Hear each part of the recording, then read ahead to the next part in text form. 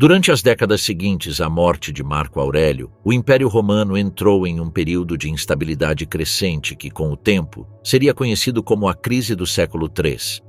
Entre os anos 235 e 285, a autoridade imperial tornou-se frágil, o poder político se fragmentou e a continuidade do governo passou a depender quase exclusivamente do apoio militar. A rápida sucessão de imperadores contrastava de forma abrupta com a relativa estabilidade dos 2 séculos anteriores, nos quais o império havia sido governado por um número reduzido de príncipes durante longos reinados. A mudança não foi repentina, mas o resultado de uma acumulação de tensões. As guerras civis tornaram-se uma experiência habitual para a população romana. Após o assassinato de Alexandre Severo em 235, o acesso ao trono deixou de estar ligado à legitimidade dinástica ou ao apoio do Senado, passando a depender da capacidade de um indivíduo para reunir tropas e manter sua lealdade. Imperadores de origem equestre, provenientes de províncias distantes de Roma, começaram a ocupar o poder, acentuando a percepção, especialmente entre a aristocracia senatorial, de que o centro político tradicional havia perdido sua primazia. A violência política tornou-se endêmica.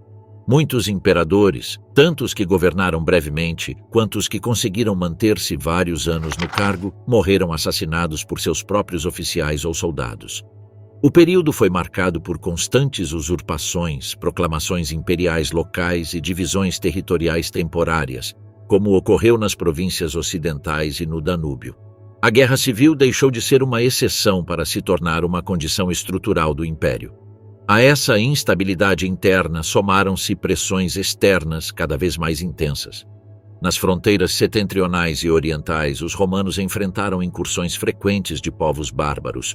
Grupos como os godos, francos e alamanos não constituíam povos unificados, mas conglomerados de tribos com características culturais e linguísticas semelhantes. Sua presença nas regiões do Danúbio e do Reno intensificou-se entre o final do século II e início do III, revelando fraquezas no sistema defensivo romano. O exército estava implantado ao longo do perímetro do império, sem uma reserva central capaz de reagir rapidamente quando ocorria uma ruptura na fronteira. As campanhas de Marco Aurélio contra os marcomanos já haviam mostrado que o império podia ser seriamente comprometido quando enfrentava conflitos simultâneos. A isso se somou o impacto devastador das epidemias. A peste, trazida por tropas que retornavam das campanhas orientais, afetou gravemente o exército e a população civil. Não apenas reduziu o número de soldados disponíveis, mas dificultou o treinamento, a disciplina e a capacidade operacional das unidades militares. As epidemias ocorreram de forma intermitente durante décadas, agravando a sensação de vulnerabilidade geral. Enquanto isso, a situação econômica deteriorava-se progressivamente. Um dos sintomas mais visíveis foi a desvalorização monetária. O antoniniano, moeda introduzida no século III, sofreu uma redução constante de seu teor em prata. A meados do século, sua pureza havia caído drasticamente, situando-se em torno de 4% quando Aureliano ascendeu ao poder. Essa desvalorização massiva provocou uma inflação sem precedentes na história romana. Os preços, especialmente no final do século III, elevaram-se em alguns casos várias centenas de por cento em relação aos níveis do século anterior. O impacto dessa inflação foi desigual. Os produtores rurais e artesãos podiam, em alguns casos, adaptar-se ao aumento de preços ao dispor de bens para comercializar. No entanto, as guerras constantes exigiam enormes recursos financeiros. O deslocamento contínuo de exércitos por regiões tradicionalmente pacíficas aumentava os custos, enquanto a relaxação da disciplina militar gerava abusos e destruições. A pressão fiscal aumentou e as autoridades recorreram a métodos cada vez mais severos para arrecadar fundos, o que provocou descontentamento e rebeliões locais. Em algumas regiões, os indícios arqueológicos mostram uma redução drástica da circulação monetária. Províncias como a Dácia, anteriormente prósperas e ricas em recursos minerais, começaram a experimentar uma contração econômica significativa. As casas da moeda fecharam e quase nenhuma moeda nova foi introduzida do exterior, sinal de um colapso parcial dos circuitos econômicos tradicionais. A crise também teve um profundo impacto na estrutura política do império. Roma continuava sendo a maior e simbolicamente mais importante cidade, mas o poder efetivo havia se deslocado.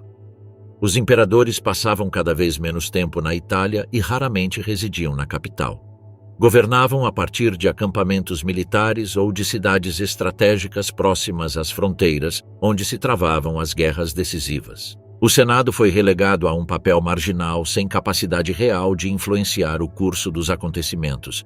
A fragmentação do poder também se manifestou na prática de associar corregentes ao trono. Muitos imperadores nomearam seus filhos como Augustos desde o início de seu reinado, mesmo quando ainda eram crianças, na esperança de garantir uma sucessão estável. Outros compartilharam o poder com colegas para poder atender simultaneamente aos conflitos em diferentes regiões. Esta divisão do comando refletia a percepção de que um único imperador já não podia governar eficazmente todo o império. A pressão externa continuou a se intensificar.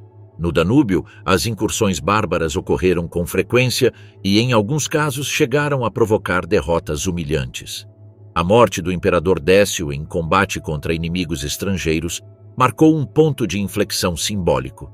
Pela primeira vez, um imperador romano caía às mãos de um adversário externo e seu corpo nem pôde ser recuperado para receber sepultura. Esse fato reforçou a sensação de que a ordem imperial estava sendo erodida desde suas bases. A combinação de invasões, epidemias, inflação e guerras civis criou um círculo vicioso do qual o império parecia incapaz de escapar. Cada novo imperador herdava um estado enfraquecido, com recursos limitados e múltiplas frentes abertas. As soluções adotadas, como aumento de impostos, desvalorização monetária ou divisão do poder, aliviavam alguns problemas imediatos, mas a longo prazo contribuíam para aprofundar as tensões existentes. A crise do século III não foi um colapso repentino, mas um processo prolongado de transformação forçada, marcado pela violência, insegurança e perda progressiva dos equilíbrios que sustentaram o império por gerações. A divisão do Império Romano.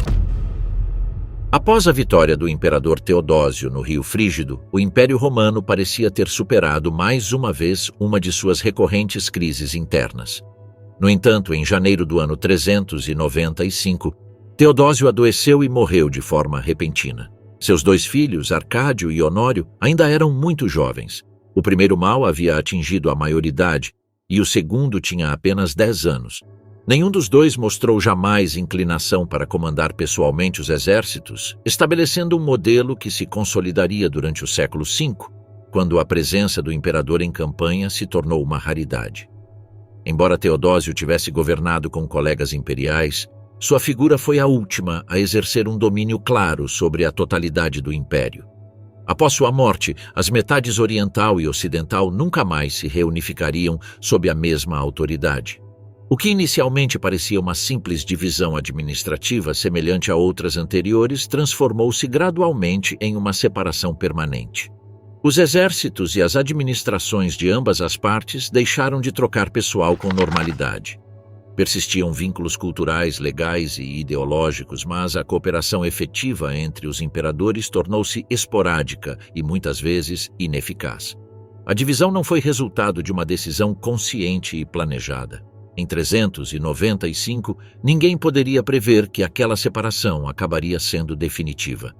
No entanto, os acontecimentos posteriores consolidaram o processo. Os imperadores que sucederam Teodósio foram, na sua maioria, fracos, jovens ou completamente dominados por poderosos personagens da corte. Não surgiu nenhuma figura comparável a Aureliano, Diocleciano ou Constantino que tivesse a capacidade, a vontade e a autoridade necessárias para questionar a distribuição do poder e restaurar a unidade efetiva do império. As raízes dessa fragmentação remontavam ao século III. Durante a grande crise daquela época, o perigo real era que o império se dividisse de forma irreversível em vários estados romanos independentes.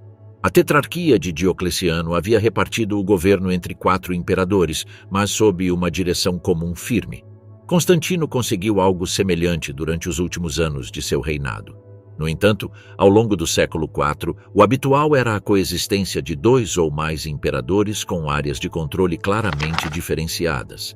Em alguns momentos cooperavam, mas frequentemente mostravam indiferença perante os problemas de seus colegas, ou até entravam em conflito direto. A divisão permanente surgiu, em grande medida, como consequência da forma como os imperadores governavam em um contexto de insegurança constante. O medo de assassinato e de guerra civil transformou profundamente o exercício do poder. As províncias se fragmentaram em unidades menores, governadas por funcionários com atribuições limitadas. A administração imperial se multiplicou, criando uma complexa burocracia destinada a reforçar o controle do imperador e garantir sua sobrevivência política. No entanto, esse sistema exigia atenção constante, e os imperadores não podiam estar presentes em todos os frontes simultaneamente. A lentidão das comunicações e dos deslocamentos tornava pouco prático que vários imperadores se coordenassem eficazmente se não estivessem fisicamente próximos. Como resultado, cada um tendia a concentrar-se nos problemas imediatos de sua região, negligenciando os assuntos do restante do império. Essa tendência foi reforçada pelo instinto de conservação. Descuidar das questões locais aumentava o risco de usurpação. Assim, a divisão do poder tornou-se uma solução prática, embora a longo prazo tenha enfraquecido a coesão imperial. A burocracia imperial desempenhou um papel central nesse processo. Sua função era arrecadar impostos, administrar recursos e sustentar o exército. Também servia para recompensar os seguidores do imperador por meio de cargos, privilégios e isenções legais. Os funcionários dependiam diretamente do favor imperial, o que os tornava homens do imperador tanto quanto os soldados. À medida que se consolidaram duas cortes imperiais, também se firmaram duas administrações separadas, cada uma com suas próprias prioridades e agendas. Essas estruturas eram resistentes à mudança. Os funcionários de alto escalão tinham acesso regular ao imperador e notável influência sobre suas decisões. A existência de mais de uma corte reforçou a tendência à separação, já que cada uma buscava preservar seu poder e autonomia. Para reverter esse processo, teria sido necessário um imperador excepcionalmente forte e seguro de si, algo que não ocorreu no século V, quando os imperadores ocidentais, em particular, se tornaram figuras cada vez mais decorativas, subordinadas a generais poderosos ou a cortesãos influentes. Com o tempo, as cortes imperiais tornaram-se estáticas.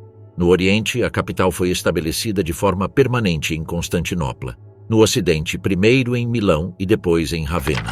Estas cidades foram escolhidas por sua segurança estratégica. Os imperadores deixaram de se deslocar e, consequentemente, de liderar seus exércitos pessoalmente.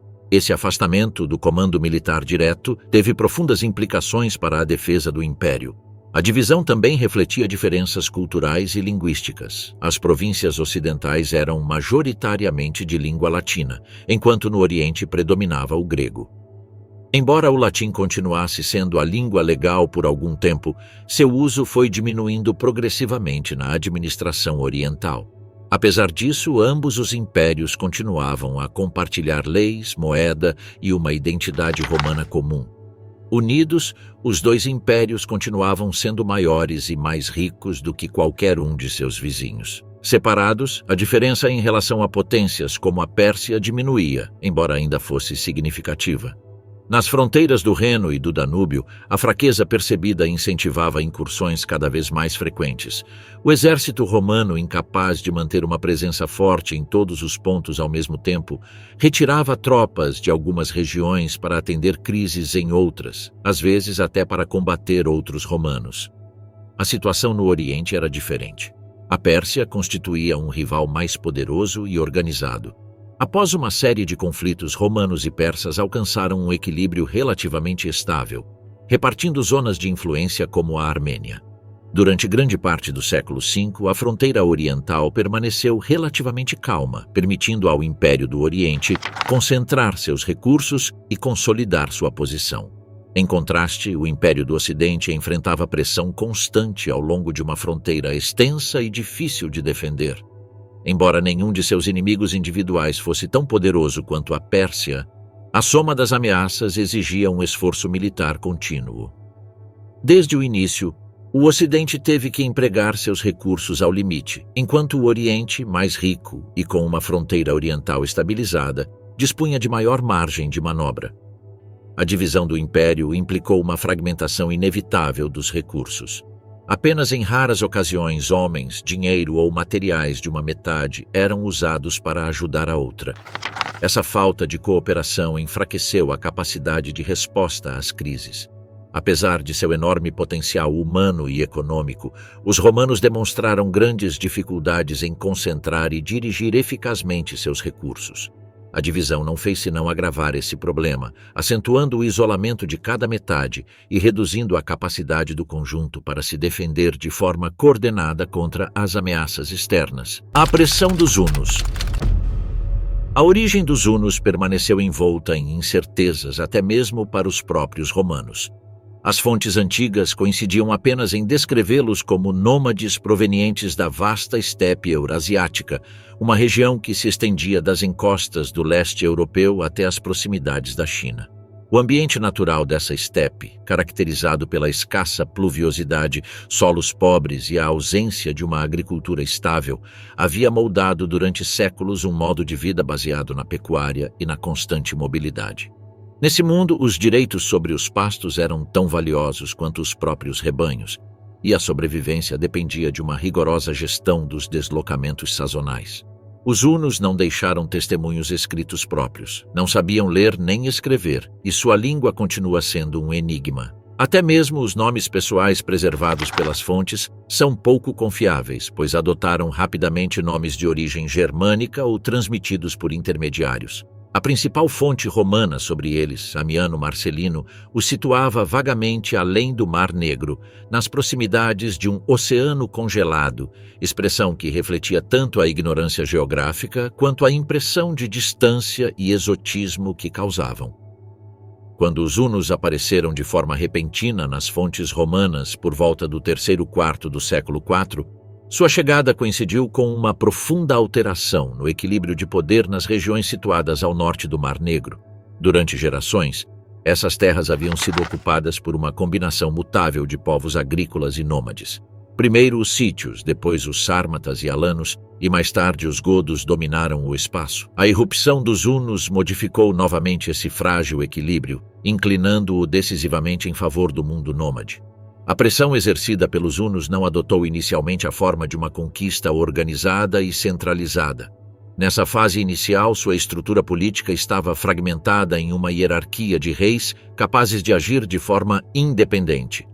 Não existia ainda uma figura dominante que concentrasse todo o poder. Mesmo assim, seu impacto foi profundo. Os hunos começaram submetendo os alanos e depois direcionaram seus ataques contra os godos greutungos. A resistência destes últimos, liderada pelo chefe Hermenrico, durou um tempo considerável, mas acabou entrando em colapso. Hermenrico foi substituído por Vitimíris, que continuou lutando até morrer em combate. Após a morte de Vitimíris, a liderança greutunga passou para Alatel e Sáfrax, que governaram em nome do herdeiro Viderico. Diante da pressão constante, decidiram se retirar para o oeste. A eles se juntaram contingentes de tervíngios liderados por Atanarico, embora logo ele também fosse perseguido por ataques hunos lançados por grupos que haviam encontrado novos pontos de cruzamento fluvial. A tentativa de Atanarico de estabelecer uma linha defensiva falhou, e sua autoridade enfraqueceu rapidamente. Foi então que uma parte substancial dos tervíngios, liderada por Alavivo e Fritigerno, tomou uma decisão transcendental: abandonar as terras situadas ao norte do Danúbio e solicitar asilo dentro do Império Romano. Pouco depois, os greutungos seguiram o mesmo caminho. Esse movimento não foi fruto do pânico imediato provocado por uma horda que os perseguia, mas sim o resultado de uma avaliação coletiva de um ambiente que se tornara cada vez mais inseguro. Os ataques hunos, embora fragmentários, haviam alterado de forma irreversível as condições de vida na região. A chegada de dezenas de milhares de godos ao Danúbio no ano de 376 constituiu um acontecimento sem precedentes pela sua escala e pelo seu contexto estratégico. Os romanos estavam acostumados a gerir fluxos populacionais provenientes do exterior, mas sempre em condições que garantissem o controle militar da situação. Nesse caso, o imperador Valente estava profundamente comprometido na frente oriental contra a Pérsia, e a maior parte das suas forças móveis estava concentrada na Ásia. A fronteira danubiana carecia de tropas suficientes para impor a sua autoridade de forma eficaz. Ainda assim, os tervíngios foram admitidos, enquanto aos greutungos foi inicialmente negado o acesso. Esta decisão refletia a cautela romana e a consciência de que aceitar todos os grupos representaria um risco excessivo. No entanto, a escassez de alimentos, a má gestão local e os abusos dos oficiais romanos desencadearam uma crise.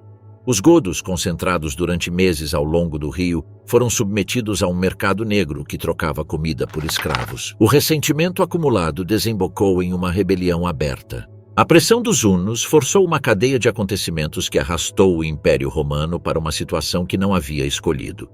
Os godos inicialmente não buscavam a confrontação, mas uma realocação que lhes permitisse sobreviver.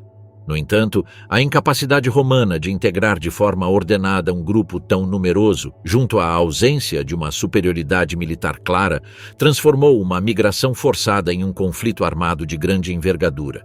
O papel dos hunos nesse processo foi indireto, mas decisivo. Não foram eles que invadiram o império nesse momento, mas sim os que empurraram outros povos a fazê-lo. Sua superioridade militar, baseada em uma cavalaria extraordinariamente móvel e no uso de arcos compostos assimétricos de grande potência, permitiu-lhes dominar vastas extensões da estepe ocidental. Esses arcos, mais longos e potentes do que os utilizados por outros povos nômades anteriores, podiam perfurar couraças e manter o inimigo à distância segura, o que conferia aos hunos uma vantagem tática avassaladora. A reputação dos hunos se espalhou rapidamente. As fontes romanas os descreviam como guerreiros ferozes, capazes de atacar por surpresa, dispersar-se e reagrupar-se rapidamente, causando enormes perdas antes que o inimigo pudesse reagir. Essa combinação de mobilidade, poder de fogo e flexibilidade estratégica desestabilizou povos inteiros que se viram forçados a repensar sua permanência em regiões tradicionalmente habitadas. Com o tempo, a pressão dos hunos só se intensificou. À medida que consolidavam seu domínio nas terras ao norte do Mar Negro, outros grupos começaram a se deslocar, gerando um efeito dominó que empurrou sucessivas ondas de povos para as fronteiras romanas.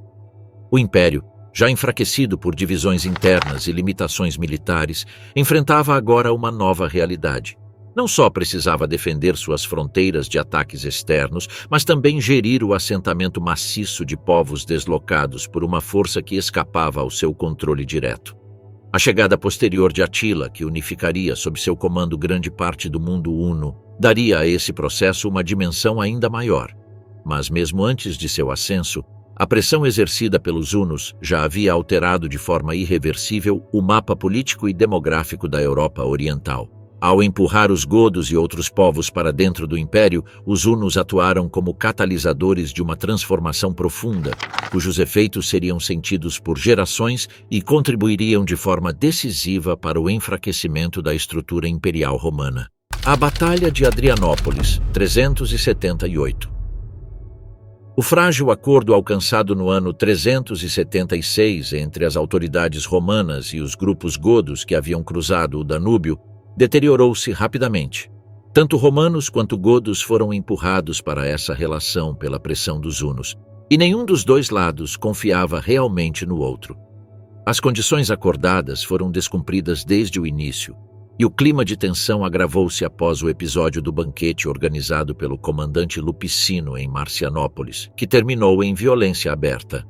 Na manhã seguinte, os godos iniciaram saques nas imediações da cidade, e Lupicino reuniu todas as tropas disponíveis para enfrentá-los. Sua força foi derrotada de forma esmagadora e apenas alguns homens conseguiram escapar com vida. No final do inverno, ou no começo da primavera de 377, começou uma guerra que se prolongaria durante 6 campanhas, até a restauração da paz em outubro de 382. Durante os 2 primeiros anos, os eventos podem ser seguidos com certo detalhe, graças ao relato de Amiano Marcelino. Toda a guerra ficou restrita às províncias balcânicas do Império Romano, uma região cuja geografia condicionou de forma decisiva o desenvolvimento das operações militares. Montanhas abruptas, planícies férteis e corredores naturais de comunicação definiam tanto as possibilidades defensivas romanas quanto os movimentos dos godos. Os Balcãs constituíam um espaço-chave para o Império. Durante séculos, Roma havia investido enormes recursos em fortificações, estradas e cidades destinadas a garantir a comunicação entre o Oriente e o Ocidente. A fronteira do Danúbio estava protegida por uma densa rede de fortalezas e guarnições, enquanto mais ao sul prosperavam regiões agrícolas ricas, conectadas por grandes vias militares. Este era o mundo romano que os godos encontraram ao avançar após sua vitória inicial. Os greutungos logo se uniram à revolta, mas evitaram atacar as fortalezas romanas do Danúbio, conscientes de que careciam de experiência em cerco e que essas posições não representavam uma ameaça imediata. Em vez disso, voltaram sua atenção para as regiões do interior, impulsionados pela necessidade urgente de alimentos e pelo ressentimento acumulado após um inverno passado em condições extremas e sob abusos romanos. De Marcianópolis, os godos avançaram em direção aos corredores que conduziam às áreas mais ricas do sudeste balcânico. A chegada dos godos nas proximidades de Adrianópolis marcou um ponto crítico. A derrota de Lupicino havia deixado os romanos sem forças móveis na região, e a barreira natural do Monte Emo ficou temporariamente inutilizada. Em Adrianópolis encontrava-se um pequeno contingente de godos a serviço de Roma, que acabou se unindo à revolta após distúrbios com a população local. A partir desse momento, a Trácia foi devastada sistematicamente. Amiano descreve uma destruição indiscriminada, com aldeias incendiadas, populações inteiras massacradas e deportações em massa. A resposta romana foi organizada a partir do Oriente. O imperador Valente, ainda comprometido com a fronteira persa, enviou tropas da Armênia sob o comando de Trajano e Profuturo, que chegaram no verão de 377. Sua presença obrigou os godos a recuar ao norte do Monte Emo. Logo depois, um pequeno contingente ocidental sob o comando de Richomeres se uniu a eles. Com essas forças, os romanos avançaram e travaram combate em um local conhecido como Ad Salices. A batalha foi sangrenta e indecisa, com grandes perdas de ambos os lados, mas permitiu que os romanos recuperassem temporariamente a iniciativa. Aproveitando essa trégua, os romanos fortificaram os passagens do Monte Emo com a esperança de encerrar os godos entre o Danúbio e zonas despovoadas, confiando que a fome e o inverno pusessem fim à rebelião. Durante várias semanas a estratégia funcionou. No entanto, no final do outono chegaram notícias alarmantes. Os godos haviam atraído para sua causa contingentes de hunos e alanos com promessas de pilhagem. Diante da impossibilidade de manter os desfiladeiros contra um inimigo agora superior, os romanos recuaram, e os godos retomaram suas devastações durante o inverno de 377 a 378, chegando até os arredores de Constantinopla. No início de 378, a maior parte do exército de campanha de Valente começou a chegar do Oriente. O imperador entrou em Constantinopla no dia 30 de maio e concentrou suas tropas na Trácia.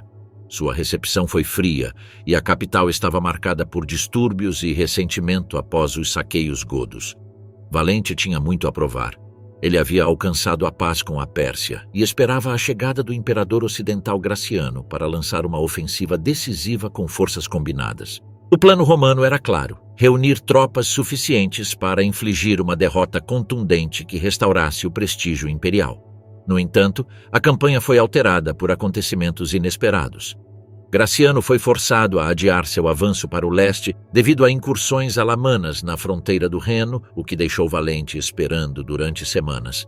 Enquanto isso, os godos se concentraram ao norte de Adrianópolis, controlando posições-chave. Em agosto de 378, os exploradores informaram a Valente que os efetivos godos eram menores do que o esperado, estimados erroneamente em cerca de 10.000 combatentes. Convencido de que tinha uma oportunidade de conseguir uma vitória própria sem dividir os méritos com Graciano, Valente decidiu avançar. Apesar dos avisos de alguns de seus generais, a impaciência e os ciúmes prevaleceram. O exército romano marchou para Adrianópolis e estabeleceu um acampamento avançado. Na noite anterior à batalha, Fritigerno enviou emissários para negociar a paz, mas Valente rejeitou qualquer acordo. Na manhã de 9 de agosto, após uma longa marcha sob o calor do verão, o exército romano se posicionou diante do círculo de carroças godas. Enquanto novas negociações aconteciam, unidades do flanco direito romano atacaram sem ordens, desencadeando a batalha de forma caótica. Os romanos formaram com infantaria pesada no centro e cavalaria nas alas. Inicialmente, o flanco esquerdo avançou e esteve perto de romper a linha inimiga. Mas naquele momento apareceu a cavalaria gótica, reforçada por alanos, que havia estado ausente coletando forragem. Sua carga devastadora caiu sobre o flanco esquerdo romano, que foi desbordado. O centro ficou exposto e preso em formações tão densas que os soldados mal podiam se mover. O calor, o cansaço e a fumaça das fogueiras acesas pelos godos agravaram a situação. As flechas caíam sem possibilidade de esquivá-las, e a infantaria romana, incapaz de manobrar, foi aniquilada. A linha se quebrou e a retirada se transformou em massacre. O imperador Valente morreu durante a derrota. Seu corpo nunca foi recuperado e as circunstâncias exatas de sua morte permaneceram incertas. A magnitude da catástrofe foi imensa. 2/3 do exército romano pereceram, junto com dezenas de oficiais de alta patente. Várias unidades de elite nunca foram reconstituídas. Para os contemporâneos, Adrianópolis foi comparável a Canas. Uma derrota que destruiu não apenas um exército, mas o mito da invencibilidade romana. Os godos assumiram o controle dos Balcãs e o caminho para Constantinopla ficou aberto. O imperador estava morto, seu exército aniquilado e o equilíbrio do poder imperial foi irremediavelmente quebrado. Alarico e o saqueamento de Roma, 410. Começado o século V, os godos que seguiam Alarico haviam se tornado uma força política e militar coesa dentro do mundo romano. Eram os descendentes diretos dos tervíngios e greutungos que, após a derrota romana de Adrianópolis, haviam negociado com Teodósio Pinilo o tratado do ano 382. Aquele acordo lhes concedeu uma autonomia limitada dentro do império, mas também os colocou em uma relação frágil e carregada de desconfiança mútua. Os surtos periódicos de rebelião refletiam essa tensão constante. Embora o Estado romano punisse seus próprios funcionários quando abusavam dos godos e o imperador oferecesse banquetes a seus dirigentes, muitos deles suspeitavam que Roma não havia abandonado a intenção de dissolver sua semi-autonomia assim que a correlação de forças o permitisse.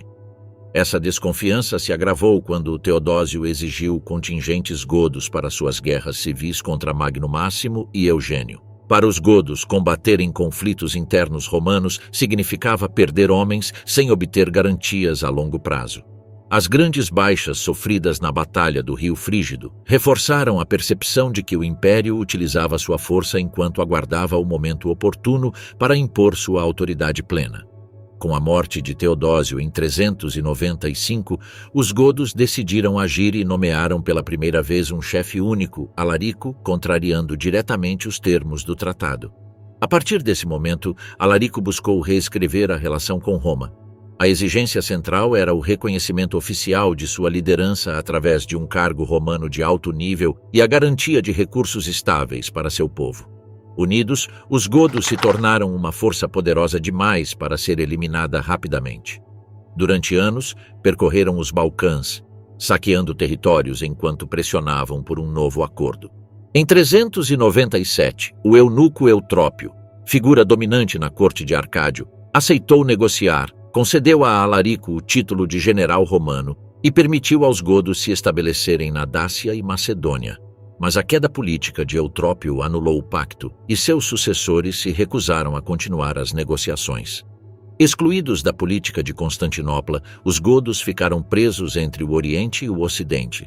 Em 401, Alarico conduziu seus homens à Itália com a intenção de forçar um acordo com Estilicão, o generalíssimo que governava de fato o Império do Ocidente. A estratégia foi a intimidação. Mas após várias campanhas e batalhas indecisas, os godos foram forçados a se retirar novamente para os Balcãs. Durante anos, permaneceram ali, esperando que alguma das duas metades do império os chamasse para negociar. A situação mudou em 406, quando Estilicão, enfrentando ameaças no Reno e usurpações no Ocidente, buscou uma aliança com Alarico. O acordo implicava usar a força gótica contra Constantinopla para recuperar as dióceses do Ilírico Oriental.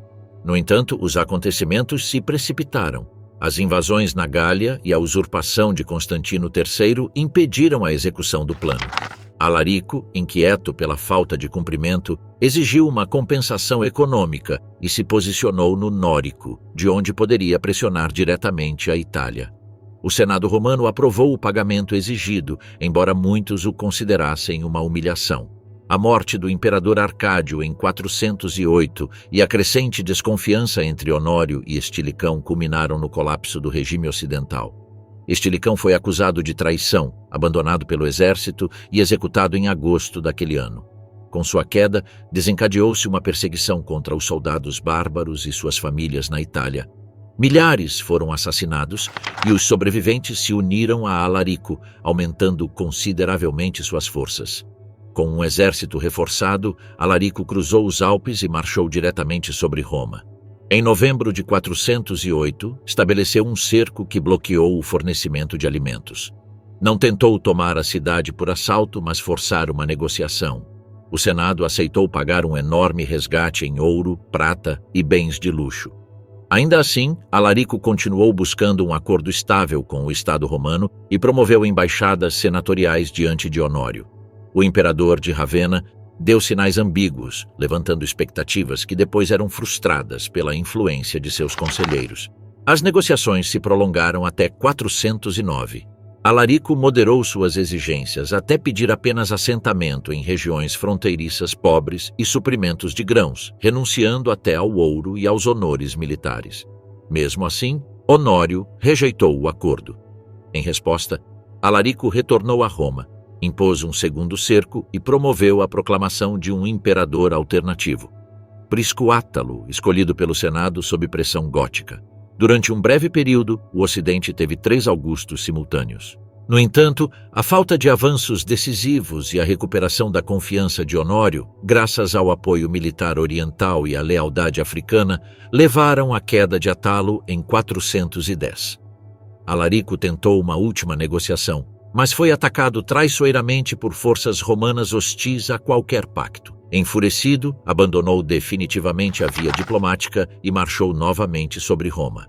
Em agosto de 410, após um breve cerco, a porta Salária se abriu e os godos entraram na cidade. Durante 3 dias houve o saque. As fontes concordam que foi um saque relativamente contido. Os godos cristãos respeitaram as principais basílicas, concederam imunidade àqueles que se refugiaram nelas e limitaram os danos estruturais. Muitos edifícios permaneceram intactos, embora despojados de suas riquezas. O contraste com o saque celta de 390 a.C. foi notável. Naquela época, Roma havia sido incendiada quase completamente. Em 410, apenas alguns edifícios foram queimados. Ainda assim, o impacto simbólico foi enorme. Pela primeira vez em quase 800 anos, Roma havia caído nas mãos de um inimigo estrangeiro. No entanto, o saque não foi o objetivo último de Alarico, mas a consequência de seu fracasso político. Durante 15 anos, ele tentou forçar o Estado romano a reconhecer oficialmente seu povo e garantir-lhe um lugar seguro dentro do império. Ao não conseguir isso, o saque se tornou a admissão de que sua estratégia havia falhado. As repercussões do evento se espalharam por todo o mundo romano. Em alguns lugares, foi interpretado como um castigo divino, em outros, como a prova do declínio irreversível da autoridade imperial.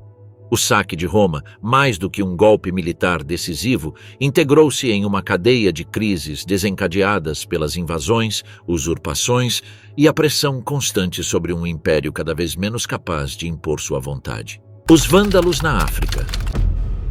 No início do século V, o Império Romano do Ocidente encontrava-se preso em uma espiral de crises políticas, militares e econômicas que enfraqueceram de forma irreversível sua capacidade de reação. Nesse contexto, a província da África ocupava um lugar central na sobrevivência do Estado ocidental.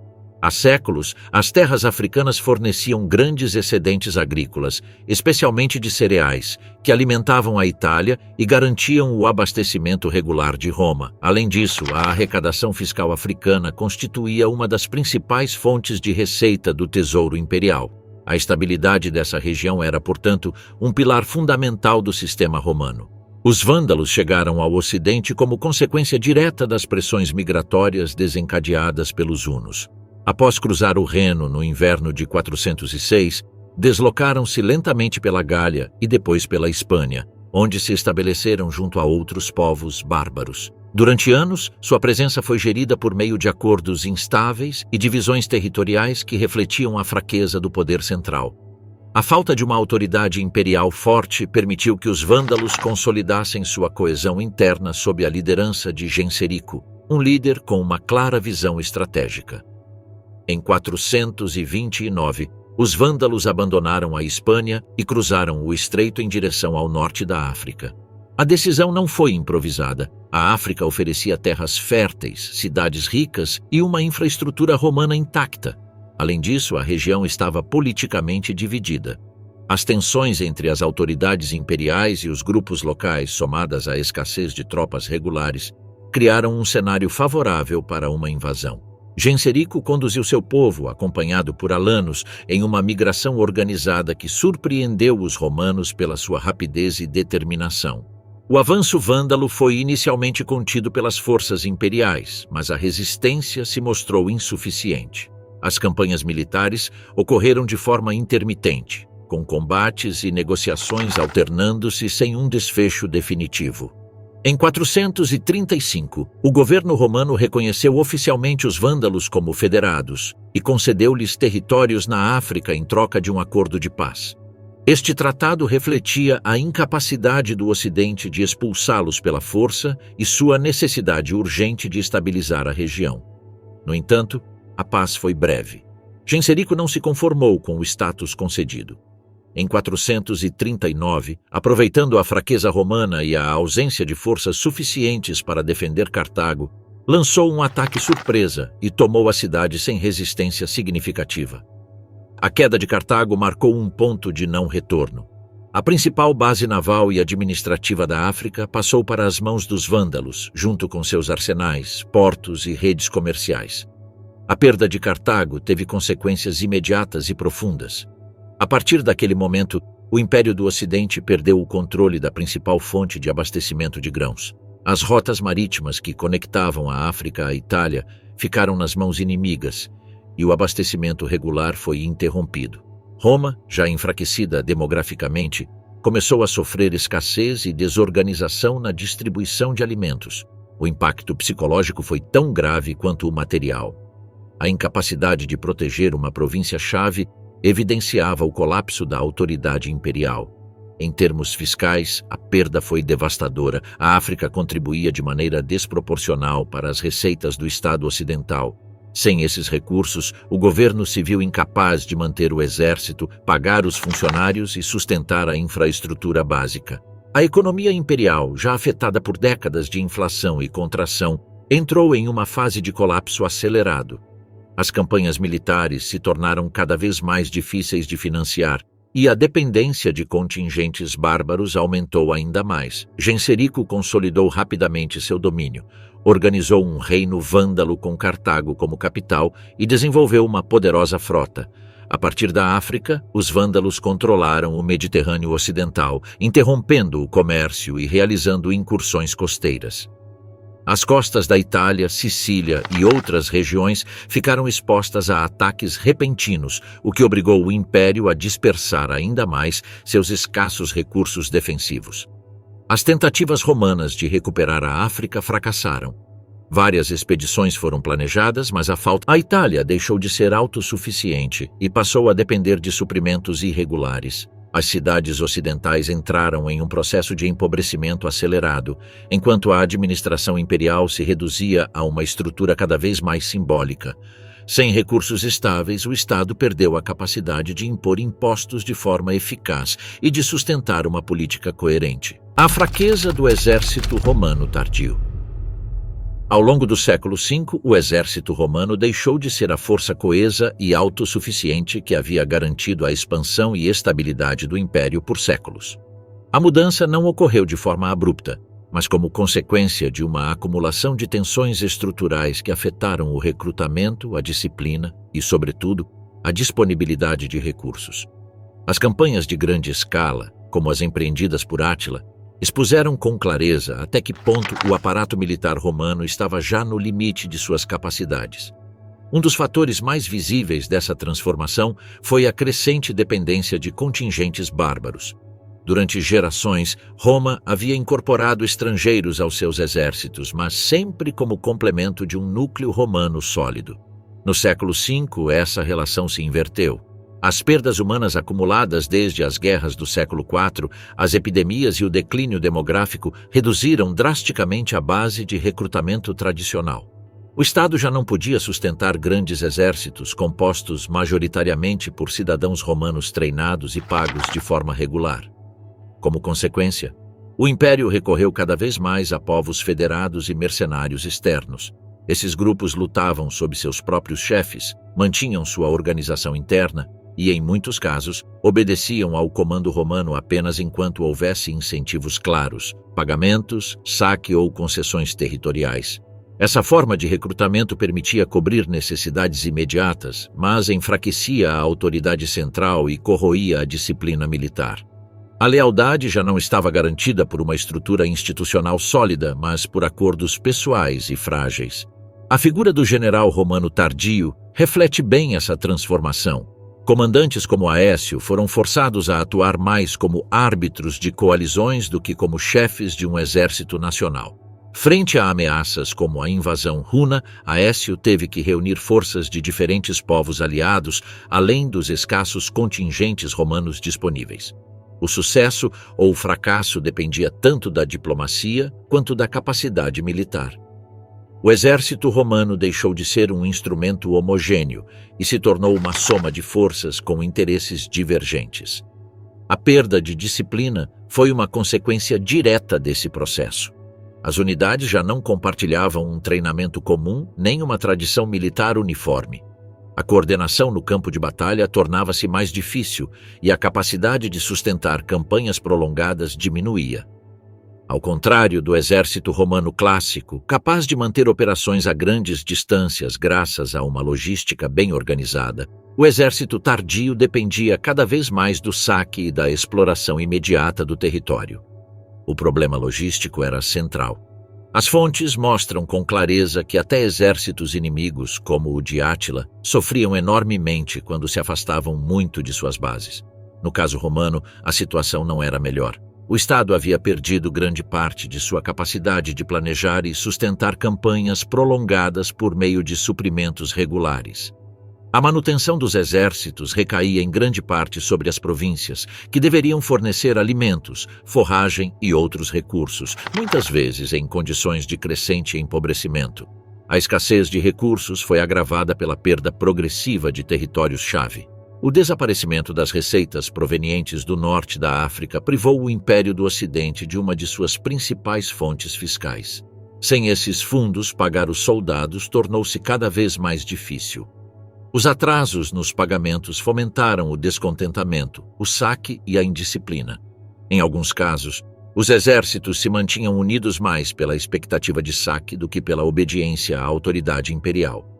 A situação também se refletiu na defesa das províncias periféricas. Na Espanha, Aécio viu-se incapaz de reunir forças suficientes para conter a expansão dos suevos. Embora reconhecesse a importância econômica da região, não podia se permitir retirar tropas de outros frentes mais urgentes, especialmente diante da ameaça runa.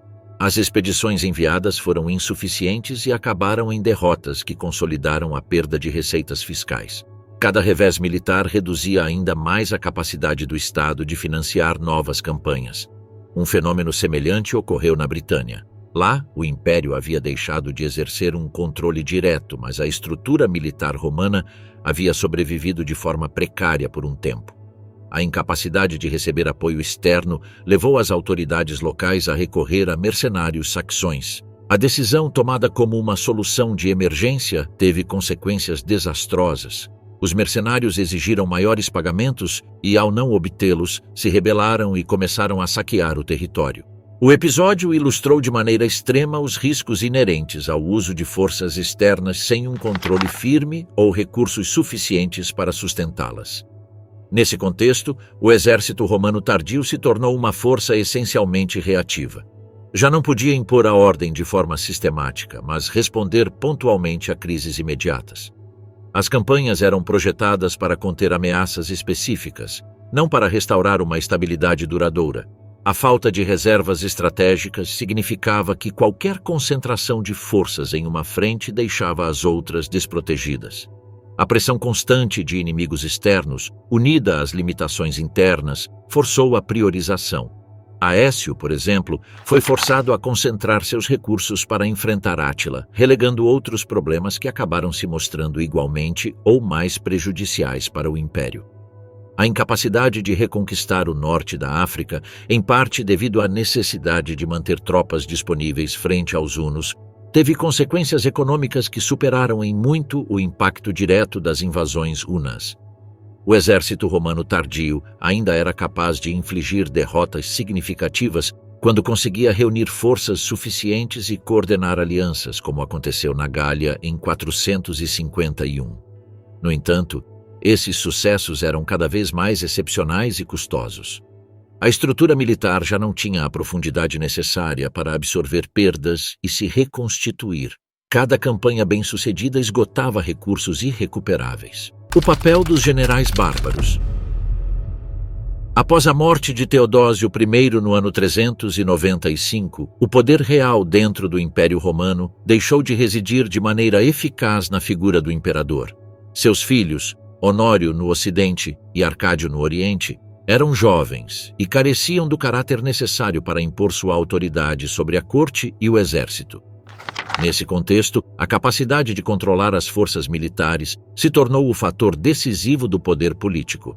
Quem dominava o exército dominava, na prática, o Estado. No Ocidente, esse papel foi assumido por Estilicão, um general de origem parcialmente bárbara que se tornou o verdadeiro governante do império por mais de uma década. Estilicão havia ascendido graças à confiança pessoal de Teodósio. Filho de um oficial vândalo que havia servido sob Valente, Estilicão desenvolveu toda a sua carreira dentro das estruturas romanas. Foi formado entre os protetores, se destacou em campanha e reforçou sua posição por meio de seu casamento com Serena, sobrinha do imperador. Com a morte de Teodósio, afirmou ter recebido dele a tutela de seus filhos, argumento que usou para justificar seu controle sobre Honório, que tinha apenas 10 anos. Embora nunca tenha assumido o título imperial, governou como regente de fato. O cargo que concentrou em suas mãos não tinha precedentes claros. Como conde e chefe de todo o exército, Estilicão controlava a maior parte das forças ocidentais, incluindo unidades do exército oriental que permaneceram na Itália após a Guerra Civil contra Eugênio. Esse domínio militar lhe permitiu se impor sobre qualquer rival potencial. No entanto, também gerou uma rivalidade constante com a corte oriental, onde figuras como Rufino e mais tarde Eutrópio resistiram a aceitar sua autoridade ou sua intervenção nos assuntos do Oriente. A política de Estilicão se caracterizou pelo uso sistemático de forças bárbaras aliadas. Diante da escassez de tropas romanas plenamente operacionais, recorreu a contingentes federados para enfrentar as múltiplas ameaças que surgiram após 395. Hunos, godos e outros grupos foram integrados de maneira pragmática em suas campanhas. Essa estratégia permitiu vitórias pontuais e evitou colapsos imediatos, mas reforçou uma dinâmica perigosa. O exército romano dependia cada vez mais de forças externas cuja lealdade não estava garantida pela instituição imperial, mas por acordos pessoais. A rebelião de Alarico revelou os limites desse sistema. Embora Estilicão tenha conseguido bloqueá-lo várias vezes, nunca conseguiu eliminá-lo de forma definitiva. As decisões estratégicas estavam condicionadas não apenas pela situação militar, mas pela rivalidade política entre Oriente e Ocidente. Arcádio chegou até a declarar Estilicão inimigo público, o que impediu uma ação coordenada contra os godos e deixou amplas regiões expostas ao saque. O general ocidental, apesar de seu poder, não conseguiu superar a fragmentação interna do império. A queda de Estilicão em 408 marcou um ponto de inflexão. Acusado de traição, abandonado por suas tropas e executado, sua morte deixou o Império do Ocidente sem uma figura capaz de coordenar a defesa. O resultado imediato foi o colapso do sistema de alianças que havia mantido um frágil equilíbrio por anos. Milhares de soldados bárbaros a serviço de Roma foram perseguidos, suas famílias assassinadas, e muitos deles se uniram a Alarico. A autoridade imperial ficou ainda mais enfraquecida. Nas décadas seguintes, o padrão se repetiu com outros generais de origem bárbara. O caso mais significativo foi o de Ricimero. De ascendência sueva e goda, Ricimero se tornou o comandante supremo do exército italiano em meados do século V. Ao contrário de Estilicão, Ricimero nunca tentou governar como regente formal, nem se vincular à casa imperial por meio de casamento. Sua estratégia foi mais crua, controlar o trono por meio da imposição e deposição sistemática de imperadores. Ricimero compreendeu que o título imperial perdeu grande parte do seu conteúdo real. Os imperadores careciam de recursos, tropas próprias e autoridade efetiva fora da Itália. O general, por outro lado, dominava os contingentes armados disponíveis. Durante sua carreira, Ricimero fez e desfez governos. Recusou-se a reconhecer imperadores que não controlava, derrubou outros pela força e promoveu candidatos fracos que não pudessem desafiar sua autoridade. A relação entre Ricimero e Maioriano ilustra essa dinâmica. Maioriano foi um dos poucos imperadores tardios que tentou exercer um poder real, reorganizar o exército e recuperar territórios perdidos, particularmente o norte da África. Sua ambiciosa expedição contra os vândalos fracassou após a destruição da frota. Ao retornar, Ricimero aproveitou o descrédito do imperador para obrigá-lo a abdicar e ordenar sua execução. A mensagem era clara. Qualquer tentativa de restaurar uma autoridade imperial independente do general seria eliminada. Após Maioriano, Ricimero impôs Líbio Severo, um imperador sem prestígio nem apoio amplo. O governo deste foi mal reconhecido fora da Itália, o que agravou a fragmentação do império. Na Gália e na Dalmácia surgiram focos de resistência que se declaravam leais ao imperador oriental antes do de Ravenna. O poder central se dissolvia em uma rede de autoridades regionais, muitas delas chefiadas por líderes bárbaros estabelecidos em antigas províncias romanas. A dependência desses generais teve um efeito corrosivo sobre a legitimidade imperial. O imperador já não era o árbitro supremo do sistema político, mas uma figura subordinada ao apoio militar de um caudilho. No Oriente, a situação foi semelhante por um tempo com figuras como Aspar, embora lá o Estado tenha finalmente reagido. No Ocidente, por outro lado, cada assassinato, deposição ou imposição imperial reduzia ainda mais a credibilidade da instituição. O conflito final entre Ricimero e o imperador Antêmio evidenciou até que ponto o sistema estava esgotado. A guerra aberta entre ambos terminou com a derrota e execução do imperador. Ricimero colocou no trono Olíbrio, um candidato com vínculos dinásticos, mas sem poder real. Poucas semanas depois, tanto o general quanto o imperador morreram, deixando um vazio de poder que foi ocupado por novos caudilhos militares, igualmente alheios a qualquer restauração da ordem imperial. A perda de arrecadação e a queda do Estado. No meio do século V, até os próprios contemporâneos percebiam que o Estado romano estava deixando de funcionar. Salviano de Marselha descrevia um império que, embora ainda parecesse existir em algumas regiões, na verdade estava morto ou moribundo. Sua visão, profundamente pessimista e moralizante, não surgia da abstração, mas da experiência direta de saques, deslocamentos de população e colapso administrativo. Além de sua interpretação religiosa dos fatos, suas palavras refletem uma realidade estrutural. O Estado havia perdido a capacidade de arrecadar, administrar e defender de maneira eficaz. O sistema fiscal romano havia sido durante séculos a base do poder imperial. Os impostos sustentavam o exército, financiavam a burocracia e garantiam a manutenção das infraestruturas. No século V, esse sistema começou a se fragmentar de forma irreversível. Cada território que escapava ao controle direto do imperador deixava automaticamente de contribuir com a arrecadação imperial. Não se tratava apenas de perdas militares, mas da desintegração da rede econômica que tornava possível a existência do Estado. A sucessão de crises políticas agravou o problema. Após a morte de Teodósio I, as casas imperiais do Oriente e do Ocidente enfraqueceram rapidamente. A ausência de herdeiros claros, os assassinatos de imperadores e a imposição de governantes por generais militares geraram uma instabilidade crônica. Nesse contexto, a arrecadação regular de impostos tornou-se cada vez mais difícil. As províncias duvidavam em obedecer a imperadores efêmeros ou não reconhecidos, e muitos cobradores de impostos careciam de apoio militar para impor o pagamento. As guerras civis contribuíram decisivamente para a falência fiscal. Cada usurpação implicava o movimento de exércitos dentro das províncias, o saque de cidades e o consumo forçado de recursos agrícolas. Diferentemente das guerras externas, esses conflitos ocorriam no coração do território imperial. O resultado era uma destruição reiterada da base produtiva e um empobrecimento progressivo da população contribuinte. Menos produção significava menos impostos, e menos impostos significavam menos capacidade de sustentar tropas. A perda de territórios foi ainda mais determinante. A Britânia, Espanha, o norte da África e amplas zonas da Gália deixaram de estar sob controle imperial ao longo do século V. Cada uma dessas regiões representava não apenas uma perda simbólica, mas uma redução concreta de receitas.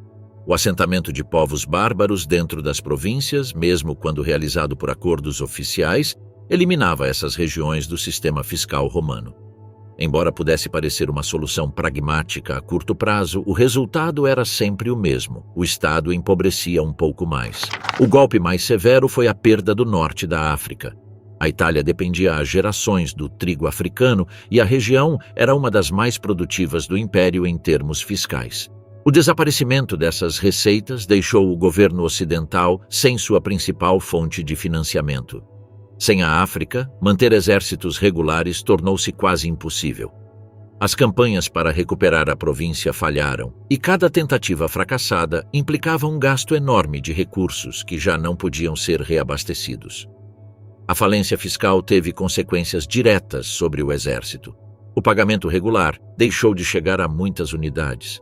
Em algumas regiões fronteiriças, os soldados abandonaram seus postos quando cessaram os suprimentos e os salários.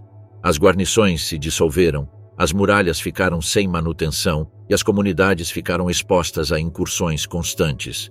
Em Noricum, por exemplo, os últimos vestígios do exército fronteiriço desapareceram quando o Estado deixou de financiar sua presença. A defesa deixou de ser uma função pública e passou a depender de soluções improvisadas. Com a retirada do poder central, as comunidades locais tiveram que procurar alternativas. Grandes proprietários de terras mantiveram bandas armadas privadas, muitas vezes formadas por mercenários de origem bárbara. Essas forças podiam agir como defesa contra saqueadores, mas também serviam para impor o domínio local e extorquir populações vizinhas. A linha entre proteção e violência organizada se tornou cada vez mais difusa. O Estado já não tinha meios para regular ou controlar essas estruturas. A incapacidade de arrecadar impostos também afetou a autoridade civil. Os funcionários imperiais perderam relevância diante de líderes militares, chefes bárbaros e bispos. Em muitas regiões, o bispo tornou-se a figura mais visível do poder, não porque a Igreja tenha substituído deliberadamente o Estado, mas porque ocupou o vazio deixado pelo seu colapso. Os imperadores careciam dos recursos necessários para impor sua vontade, mesmo quando existia uma base legal para fazê-lo. O processo retroalimentava-se. Cada novo reino bárbaro estabelecido em território imperial reduzia ainda mais a arrecadação. Esses reinos, longe de serem simples bandas de saqueadores, consolidaram-se como estruturas políticas estáveis que controlavam as receitas locais. Os impostos que antes financiavam o exército romano agora sustentavam as tropas dos novos governantes. O império não só perdia território, mas também a função básica de redistribuir recursos para a defesa comum. Nesse contexto, o Estado Romano do Ocidente deixou de ser uma entidade capaz de planejar a longo prazo. As decisões eram tomadas para resolver crises imediatas, sem possibilidade de reconstruir o sistema fiscal. Mesmo quando o Oriente colaborou em grandes expedições, como a de 468 contra os vândalos, o custo foi tão enorme que enfraqueceu também o Império Oriental por anos. Para o Ocidente, o fracasso significou a confirmação definitiva de sua insolvência estrutural. A relação entre arrecadação, exército e defesa foi quebrada. Menos impostos significavam menos soldados significavam menos controle territorial, e menos controle territorial reduzia ainda mais a arrecadação. O Estado entrou em um ciclo vicioso do qual não conseguiu sair. No final, os imperadores ocidentais tornaram-se figuras irrelevantes, incapazes de financiar sua própria sobrevivência política. Quando as insígnias imperiais foram enviadas a Constantinopla em 476, o gesto simbolizava uma realidade que vinha se consolidando há décadas. O Império do Ocidente não foi destruído de golpe, mas vazio por dentro pela perda progressiva de sua base fiscal. Sem receita, o Estado deixou de existir como força efetiva e o poder passou definitivamente para as mãos daqueles que controlavam os recursos locais e a força armada. A desintegração da infraestrutura romana. À medida que o Estado romano do Ocidente perdia sua capacidade fiscal e militar, a infraestrutura que sustentava a vida econômica e urbana do Império começou a deteriorar-se de forma visível. As estradas, pontes, aquedutos e instalações públicas haviam sido concebidos para um mundo administrado por uma autoridade central capaz de arrecadar, planejar e manter. Quando essa autoridade enfraqueceu, as obras públicas deixaram de ser uma prioridade viável e passaram a ser fardos impossíveis de sustentar. As rotas comerciais foram as primeiras a ser afetadas. Durante séculos, o comércio romano havia funcionado graças a uma rede de caminhos seguros, protegidos por guarnições e sustentados pela regularidade administrativa. No século V, essa segurança desapareceu em amplas regiões. As invasões, os assentamentos bárbaros e a retirada do exército provocaram a interrupção dos intercâmbios de longa distância. Os comerciantes deixaram de viajar por áreas inseguras e muitas rotas tradicionais perderam sua razão de ser. As províncias ocidentais começaram a funcionar como economias fragmentadas e locais. O colapso dos circuitos comerciais afetou diretamente as cidades. Os centros urbanos romanos dependiam do abastecimento regular de alimentos, materiais de construção e produtos manufaturados. Quando as rotas foram cortadas, as cidades não conseguiram mais sustentar populações grandes. A despovoação urbana foi um processo gradual, mas constante. Em muitas localidades, os espaços públicos ficaram vazios, os mercados deixaram de funcionar e os edifícios começaram a deteriorar-se pela falta de manutenção. A desaparição do aparato estatal agravou esse processo. Sem fundos imperiais, não havia recursos para reparar aquedutos, banhos, muralhas ou estradas. Obras que haviam requerido gerações de investimento ficaram abandonadas. As estradas militares, essenciais tanto para o comércio quanto para a defesa, deixaram de receber manutenção regular. Em alguns casos, tornaram-se impraticáveis. Em outros, foram reutilizadas localmente, sem a coerência da rede original. As cidades que haviam sido símbolos do poder romano começaram a se transformar. Os anfiteatros, fóruns e circos, que outrora concentravam a vida social, ficaram obsoletos ou foram reutilizados para funções mais simples. Algumas construções foram desmontadas para obter materiais de construção, uma prática que reflete tanto a escassez de recursos quanto a mudança de prioridades. A monumentalidade deixou de ser uma expressão do poder político para se tornar um vestígio do passado. A perda de arrecadação fiscal estava intimamente ligada a esse abandono. As obras públicas haviam sido financiadas durante séculos por meio de impostos regulares.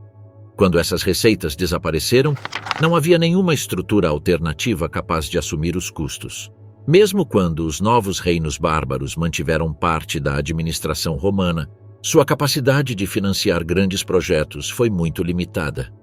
As reparações se concentraram em infraestruturas essenciais ou simbólicas, enquanto o conjunto da rede imperial se desintegrava.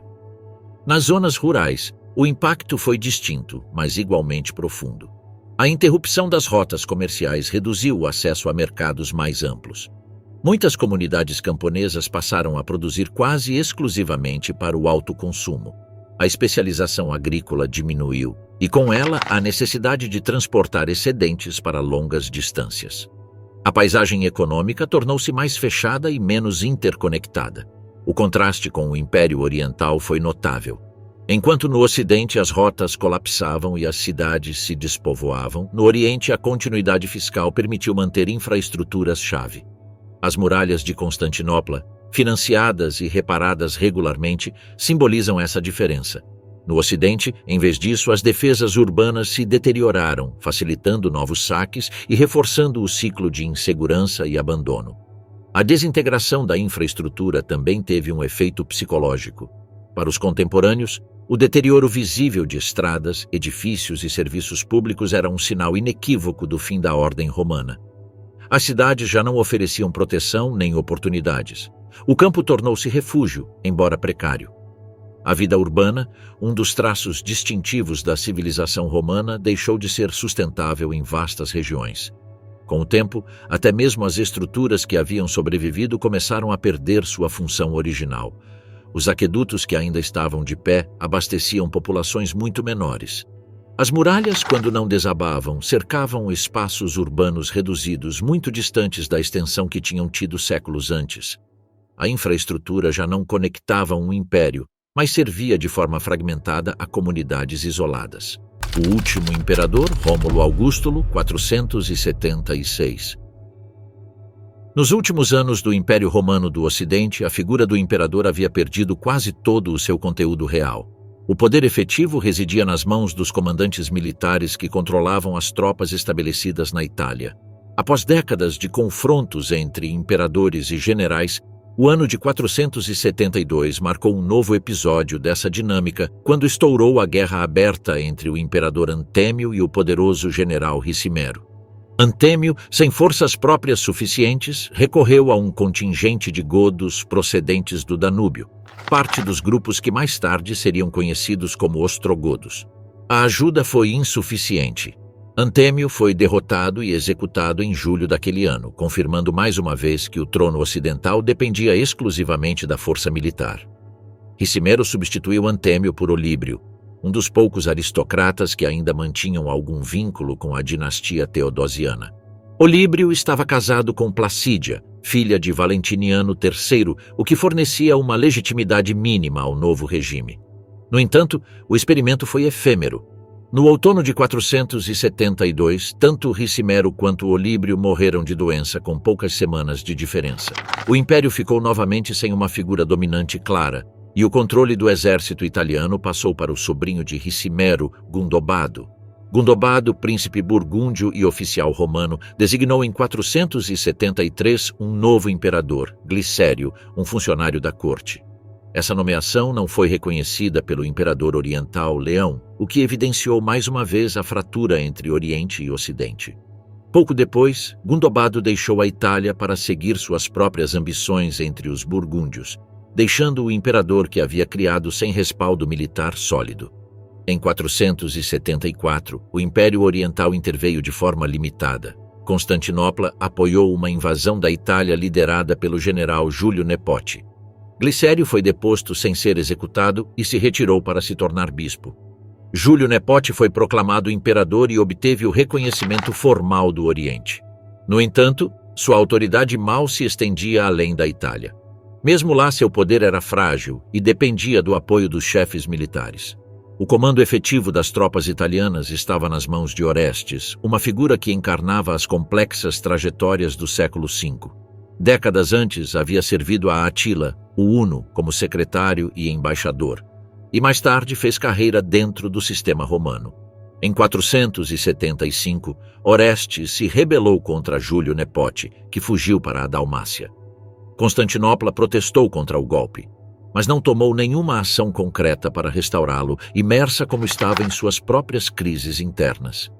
Ainda naquele ano, Orestes tomou uma decisão reveladora. Em vez de se proclamar imperador, nomeou para o trono seu próprio filho, um jovem chamado Rômulo. O nome evocava o fundador lendário de Roma, mas logo foi substituído por um diminutivo carregado de ironia, Augustulo, o pequeno Augusto. A escolha sublinhava o caráter puramente simbólico do cargo. Rômulo não governava. Era uma figura decorativa criada para dar uma aparência de continuidade institucional a um regime controlado pelo exército. O reinado de Rômulo Augustulo foi breve e desprovido de peso político. O verdadeiro problema para Orestes surgiu em 476, quando perdeu a lealdade de suas tropas.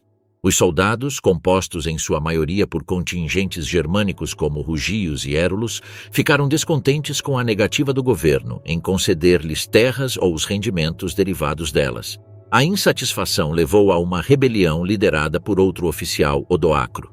Orestes foi capturado e assassinado. Seu filho, por sua vez, foi simplesmente deposto. A decisão de poupar-lhe a vida revela até que ponto o título imperial havia perdido sua relevância. Rômulo Augustulo foi enviado para um confortável confinamento, sem que ninguém considerasse necessário eliminá-lo. Odoacro compreendeu que não era necessário criar um novo imperador para exercer o poder. Em vez disso, tomou uma decisão carregada de simbolismo. As insígnias imperiais foram enviadas a Constantinopla.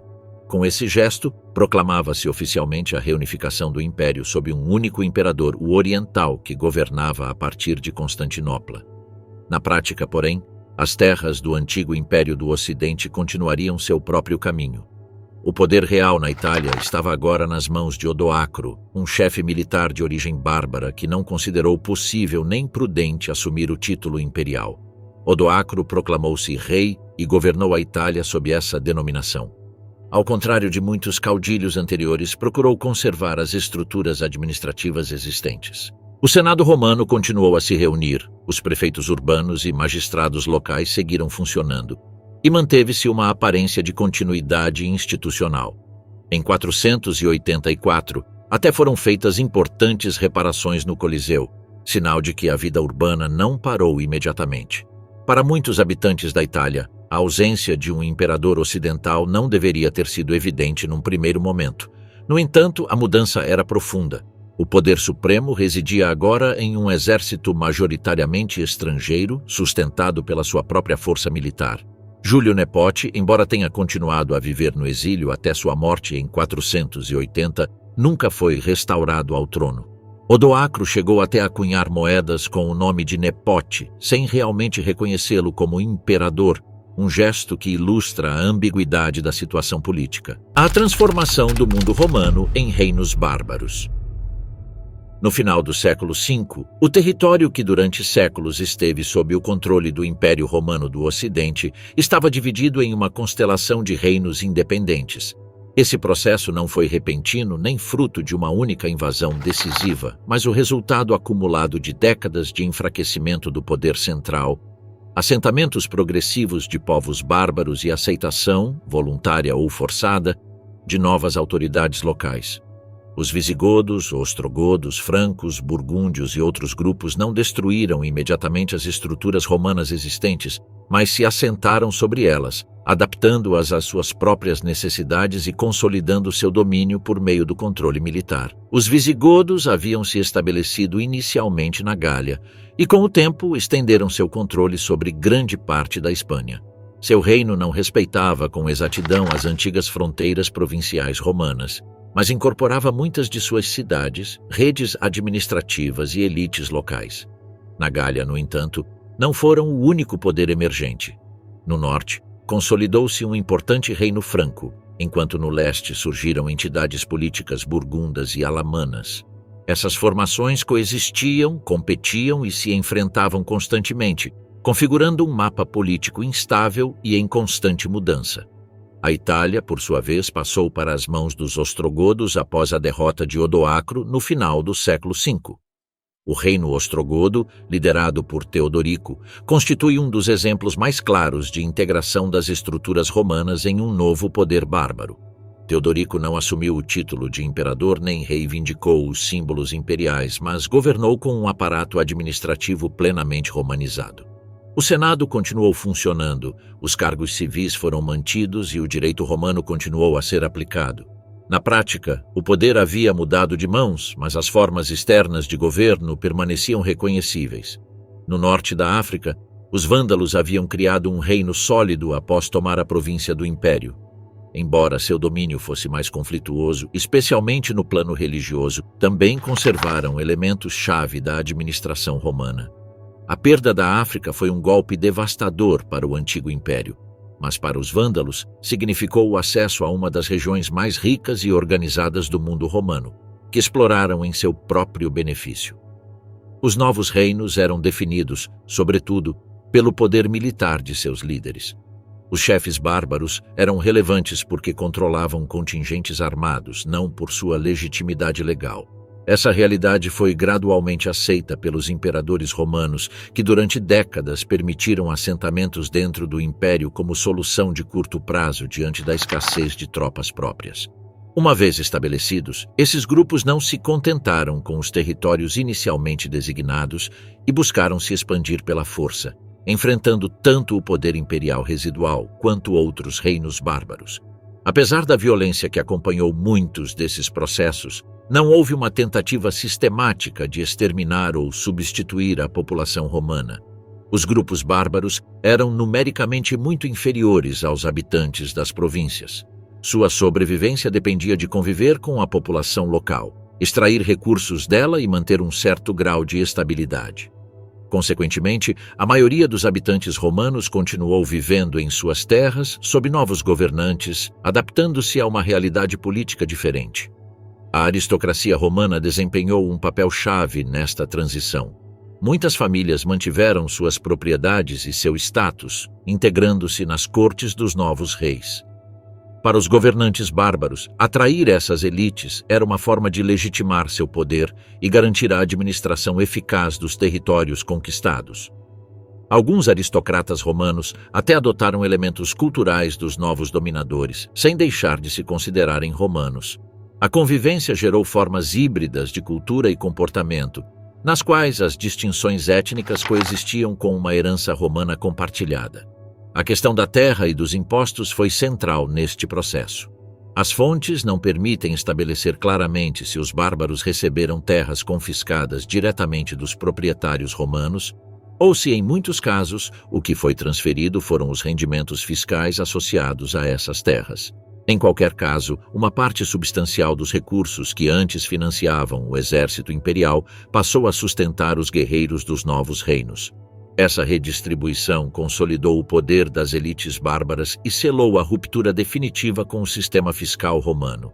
As diferenças legais entre romanos e bárbaros mantiveram-se durante gerações. Os códigos promulgados pelos novos reis estabeleciam distinções claras entre ambos os grupos, concedendo status superior aos membros da elite bárbara. Não se tratava apenas da separação tradicional entre civis e militares, mas de uma hierarquia própria de um regime de ocupação. A assimilação foi lenta e nunca completa no curto prazo, pois a identidade diferenciada dos grupos dominantes era uma base essencial de seu poder. A religião constituiu outro fator de diferenciação. Embora quase todos os povos bárbaros tenham se convertido ao cristianismo, a maioria o fez em sua versão ariana, o que os distinguia da população católica romana. Em alguns reinos, como o Vândalo, essa diferença resultou em perseguições e exílios. Em outros, os reis optaram por uma política mais pragmática, respeitando a Igreja Católica para evitar conflitos desnecessários. Com o tempo, todos os reinos que perduraram acabaram adotando o catolicismo, mas no período inicial a divisão religiosa reforçava a separação entre governantes e governados. Apesar das mudanças políticas, muitos aspectos da vida cotidiana continuaram sem alterações imediatas. Algumas cidades continuaram a utilizar suas infraestruturas, mantiveram-se espetáculos públicos e o fornecimento de água seguiu funcionando por um tempo. No entanto, a tendência geral foi de uma progressiva simplificação do nível de vida. A perda de recursos, a redução do comércio a longa distância e o desaparecimento de uma autoridade central capaz de manter grandes obras públicas conduziram a uma diminuição gradual da sofisticação material. O comércio tornou-se mais local, especialmente fora do Mediterrâneo. Os bens de luxo continuaram a circular em menor escala, mas a maioria da população utilizou produtos mais rudimentares. As técnicas construtivas simplificaram-se, e materiais como madeira, barro e palha substituíram progressivamente pedra e tijolo. Essa mudança não foi resultado de uma decisão consciente, mas da falta de conhecimentos especializados e de recursos suficientes para manter os padrões do passado. A continuidade da língua latina e de certas instituições foi fundamental para a coesão cultural a longo prazo. Na maioria dos reinos ocidentais, o latim continuou sendo a base da administração e, com o tempo, também se impôs como língua dos novos governantes, dando origem às línguas românicas. A Igreja desempenhou um papel importante nessa continuidade, mantendo redes de comunicação e uma cultura escrita comum, embora seu poder institucional demorasse séculos para se consolidar plenamente.